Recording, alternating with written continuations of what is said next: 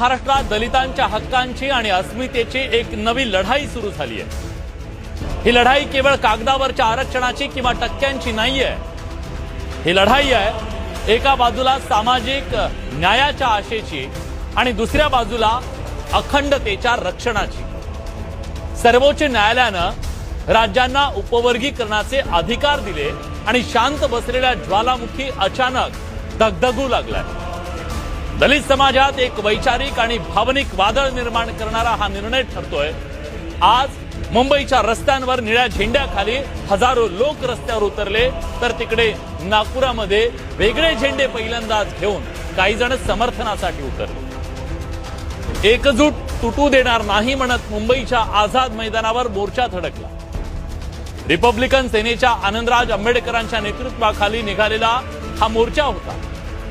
त्यांचा अनुसूचित जातीतल्या उपवर्गीकरणाला